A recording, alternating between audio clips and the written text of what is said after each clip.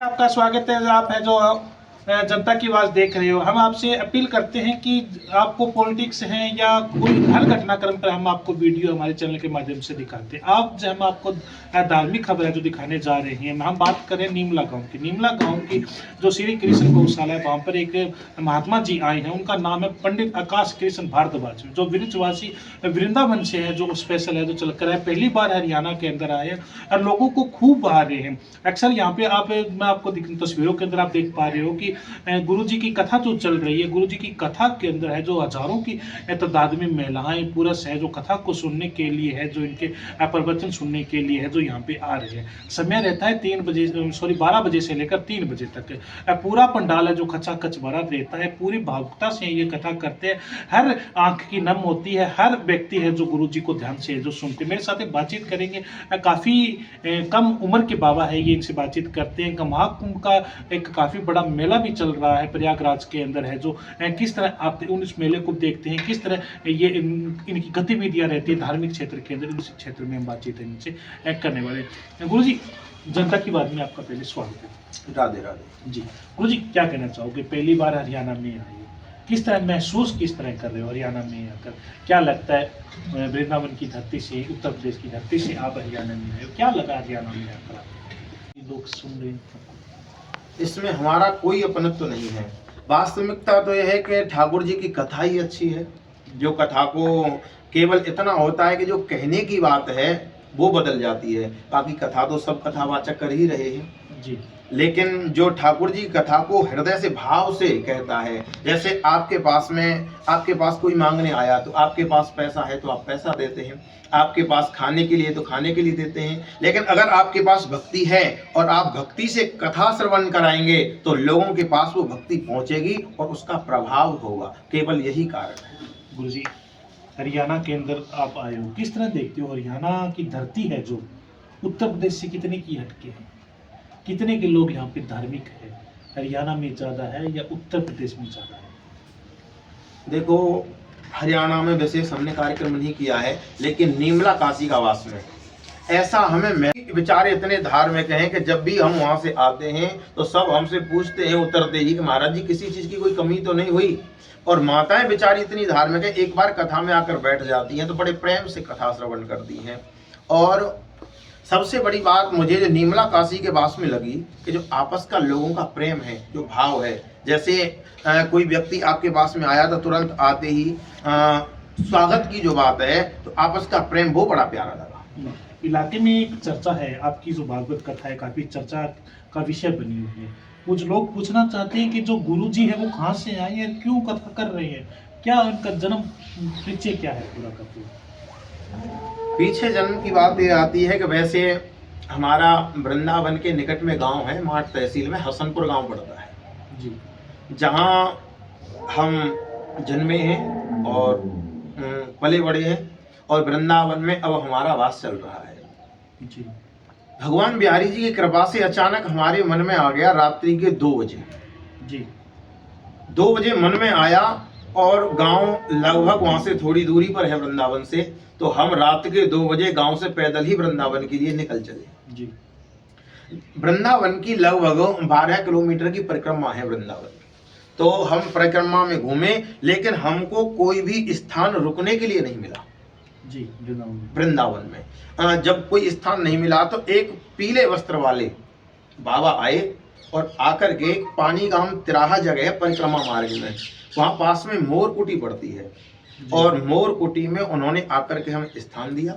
उसके बाद परम पूज्य गुरुदेव भगवान मिले, और उसके बाद ये सारी व्यवस्था आगे तक अब यात्रा चल रही है। तो किस तरह शुरुआत इस तरह की हुई आपकी? जी जी। तो क्या लगता है एक युवा व्यवस्था थी आपकी, इस धार्मिक क्षेत्र में आप आ गए?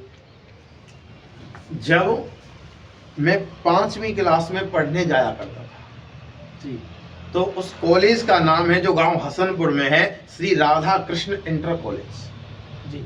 उस राधा कृष्ण इंटर कॉलेज में पढ़ करके ठाकुर जी की ऐसी कृपा हुई कि मैं राधा कृष्ण का ही भक्त बन गया। जी। ऐसी ठाकुर जी की मेरे ऊपर कृपा नहीं। क्या लगते हो धर्म में कितना का विश्वास रखते हो? धर्म में एक तो किसी का हल्का विश्वास होता है, लेकिन इस दास का, भारद्वाज का अटूट अटूट अटूट और अंतिम सांस तक नहीं टूटने वाला विश्वास है। कुछ लोग जाति पात के नाम पे है जो कुछ कहते हैं। गोस्वामी जी ने जात पात को दूर कर दिया है। जात पात पूछे ही नहीं कोई, हरि को भजे सो हरि को होई। जो भगवान का भजन करता है तो भगवान का है। कुछ लोग हिंदू मुस्लिम सिख ईसाई को बांटने का काम करते हैं हिंदुत्व का नाम लेके, वो तो नहीं आपने? देखो ऐसा है, हम किसी विशेष समाजवाद से नहीं, जो मुस्लिम भाई हैं वो भी हमारे हैं, कोई और नहीं है। लेकिन क्या है कि जब सनातन को कोई कष्ट पहुंचाता है तो हृदय दुखित हो जाता है। वैसे सच्चाई तो यही है कि जितने हमारे मौलवी मुसलमान भाई हैं वो पहले सनातनी ही थे, उनका धर्म बदला गया है। यदि आज भी वो हमारे धर्म में आना चाहे तो हम उनका स्वागत करते हैं। जी, क्या लगता है राजनीति से कितने के नजदीक है गुरुजी आप? राजनीति से ऐसा है, अगर कोई व्यक्ति हमारे मंच पे आते हैं, विधायक आते हैं, सांसद आते हैं, तो उन सबका स्वागत करते हैं। लेकिन हम उनसे एक ही प्रार्थना करते हैं कि हमारा राजनीति से, किसी पार्टी से कोई लेना देना नहीं है। केवल इतना है कि जो भी पार्टी बने वो धर्म का कार्य करे। जो धर्म का कार्य कर रही है वो हमारी पार्टी है, यदि अधर्म का कार्य कर रही है वो हमारी पार्टी नहीं है। जी, कौन धर्म का कार्य कर रही है, कौन सी पार्टी आपको लगी? देखिए, सबसे पहले अब किसी व्यक्ति विशेष का नाम लेना तो ठीक नहीं है। बाकी आप देख रहे हैं कब से भगवान श्री राम मंदिर अयोध्या के लिए हमारे साधुजन, हमारे पूर्वज कितना प्रयास किया। उन पर ऐसा अधर्म करा गया कि उन पर हवाई जहाज से, हेलीकॉप्टर से उन पर गोलियां चलवाई गई। ऐसा इतिहास में है। और ऐसा अधर्म करा गया कि साधु काट दिए गए। लेकिन हमारे योगी जी जब वहां गए तो उन्होंने कह दिया कि जब राम मंदिर का निर्माण होगा तो वहां एक मच्छर भी नहीं मरेगा, और ऐसा ही हुआ। फिर भी बीजेपी वाले अयोध्या हार गए। ऐसा है, कभी कभी कुछ ऐसा कारण बन जाता है कि थोड़ी देर के लिए अधर्म जीत जाता है। क्योंकि यदि ज्यादा अधर्मी जहां इकट्ठे हो जाए और सत्य वाला कम हो। अधर्मी किसको मानते हो पूजे जी आप? जो भगवान से दूर है, जो सनातन धर्म को नहीं मानता, वो धर्मी है। जो सनातन से अलग है, तो भगवान पर विश्वास नहीं करता। अपने अपने धर्मों में सब विश्वास करते हैं। मुस्लिम अपने में करेगा, ईसाई अपने में करेगा, सिख अपने में करेंगे। क्या वो अधर्म वाले लोग हैं? नहीं, ऐसा है। देखो, हमारे यहाँ पर वर्ण व्यवस्था, धर्म व्यवस्था बनी हुई है।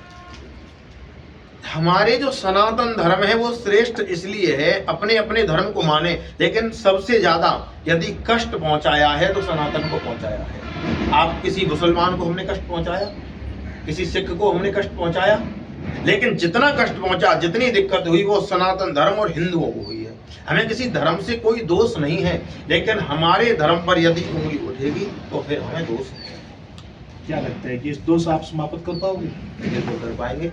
जो ठाकुर जी ने हमें सेवा दी है, इसके द्वारा गांव-गांव जाकर के, जन-जन में जाकर के सनातनियों को प्रेरित करके एक दिन हम हिंदू राष्ट्र घोषित कर देंगे। ये हमारा भरोसा है। क्या क्या लगता है, लंबे बाल आपके हैं बापू जी, गुरु जी, देवकी नंदन अनिरुद्धाचार्य बनने का आपका भी सपना है? देखिए, देवकी नंदन जी और हमारे बड़े भाई श्री अनिरुद्धाचार्य जी हमारे बहुत ही नज़दीक हैं। और बनने की कोई बात नहीं, वो तो हम हैं ही। उनके भाई भी हैं और उनसे छोटे हैं, तो उनका प्रेम भी रहता है, हमारे पास आते भी रहते हैं। लेकिन बात क्या है, हमारा सपना नहीं उनका बनने का। जो वो कार्य कर रहे हैं वही कार्य हम कर रहे हैं। लेकिन यदि हम किसी बात को कहेंगे तो हमारी व्यक्ति 1 लाख सुनेंगे और उनकी बात को 10 लाख सुनेंगे। लेकिन हम यही कहना चाहते हैं सनातनियों से कि सब सनातनी एकत्रित होकर के हिंदू राष्ट्र के लिए घोषणा करें, और हमारा कुछ बनने का या कोई फेमस होने का हमारा ऐसा कोई शेड्यूल नहीं। बागेश्वर वाले बाबा को कितना फॉलो करते हो? बागेश्वर वाले बाबा सनातन के लिए रात्रि में जग जग कर कार्य कर रहे हैं, और उन्होंने वो कार्य करके दिखाया है कि जो आज से पहले शायद ही किसी कथावाचक ने किया होगा सनातन के लिए। हमारे हिंदू भाई जिन पर कभी किसी पर प्रेत आता है, कोई कहता है कि किसी पर हमने धराव करवा दिया, किसी पर भूत आ गया, उन्होंने वो जो मौलवियों के पास जाते थे वो सारी कथा खत्म करके सबको हनुमान जी का सेवक बना दिया। क्या लगता है वैसे ही आप करने वाले हो? नहीं, ऐसा हम नहीं। हम तो केवल ठाकुर जी पर भरोसा करते हैं। बाकी हनुमान जी हमारे इष्ट हैं, आराध्य देव हैं, तो उन पर भी भरोसा है। जिनको समस्या है वो हनुमान जी का ध्यान करे तो निश्चित हनुमान जी संकट कटे मिटे सो पीरा, जो सुमरा हनुमत बलबीरा। युवा व्यवस्था शादी भी करोगे गुरु जी, होगी क्या? नहीं, शादी अभी नहीं हुई है, समय आने पर ठाकुर जी कृपा करेंगे तो शादी भी होगी। शादी क्यों करते हैं? अगर ब्रह्मचारी बनी गए हो आप, गुरुओं को आज्ञा मानने वाले हुए जीवों को क्यों करते हैं? सबने कर रखी है गुरुदेव ने, क्या? जितने हमारे ऋषि मुनि हुए हैं, हम सब उन्हीं की संतान हैं। जैसे भरद्वाज ऋषि हैं तो भरद्वाज ऋषि की हम संतान हैं। तो जितने ऋषि मुनि हैं, यदि धार्मिक लोग विवाह करके अपनी संतान को सच्चा संस्कार देंगे तभी तो आगे धर्म बढ़ेगा और धार्मिक व्यक्ति बढ़ेंगे। जी जी, कुंभ का मेला चल रहा है, महाकुंभ है जो प्रयागराज का, अभी समापन की ओर है, क्या लगा कितना का सनातन बच पाया है? 26 तारीख में कुंभ के मेला में थे, 26 जनवरी। तो कुंभ के मेला में हमारे माननीय मुख्यमंत्री जी की तरफ से पूर्ण व्यवस्था है। लेकिन समस्या क्या है कि यदि हमारी भोजन की इच्छा 2 रोटी की है और यदि रोटी हम 4 खा लें तो अस्वस्थता आने का शंका रहती है।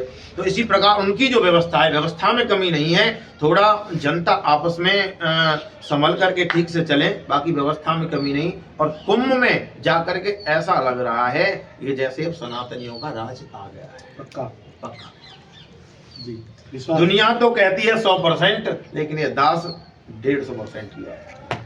जी, पॉपुलर होने का कितना का शौक है बाबा जी आपको? देखो, पॉपुलरता की बात आती है तो ठाकुर जी की नज़र में तो पॉपुलर हैं और अंतिम सांस तक रहेंगे। जी बाकी जनता की बात आती है तो ठाकुर जी कितने ही रूपों में आकर के हमारी कथा सुने और उन सारी दुनिया में उनकी कथा के लिए शरीर दिया है प्रभु ने और अंतिम सांस तक सेवा करनी जैसे प्रभु की इच्छा। चलो, शुक्रिया बाबा जी, बात करने के लिए। ठीक है, राधे राधे।